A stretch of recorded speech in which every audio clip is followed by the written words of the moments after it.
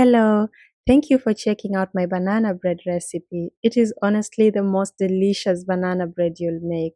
It is soft and fluffy and packed with moisture, and it melts in your mouth. And this recipe is so easy, just 3 major steps. Let's start with the bananas. I'm using 4 bananas. They have to be super ripe for the best results.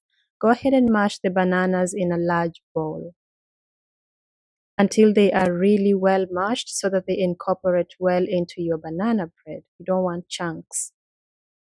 When your bananas look like so, you will add the rest of the wet ingredients. 2 eggs, melted butter, half a cup, but I do have all the measurements in the description box. Make sure to use brown sugar and not white sugar, and vegetable oil, and some vanilla extract. And then you'll go ahead and beat these wet ingredients until they are really well combined. And then we will do our dry ingredient mixture. Set that aside. Now measure 2 cups of flour, all-purpose flour, and then some baking soda, baking powder, and salt. And then cornstarch. Cornstarch is really important in this recipe because it binds everything together. And then cinnamon. Cinnamon with bananas, it's the perfect combination. So go ahead and whisk those dry ingredients together as well. And then pour them onto the wet ingredient mixture and then whisk those until they are well incorporated and you're all set to go. So when you're mixing your 2 ingredients, the wet and the dry, do not overmix because you're going to toughen the banana bread. So just mix until they are well combined and the lumps are gone, and then go ahead and transfer that into your baking tray or loaf pan. Yeah, so your mixture should look like that. I hope you see that consistency too. Now make sure you grease your loaf pan and then dust it with flour so that the bread doesn't stick.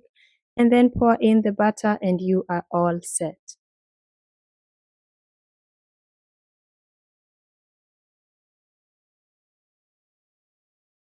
Go ahead and bake it for 60 to 75 minutes at 320 Fahrenheit. Do not rush that banana bread and it's gonna come out looking amazing. So now I'm gonna let it cool a little bit on the rack before I slice it. Of course, this banana bread is even better eaten warm, so don't let it cool down too much. As long as it's cooled down a little, it's warm, go ahead and slice it and enjoy it in whichever way you like. Again, let's just take a look here at how my results came out.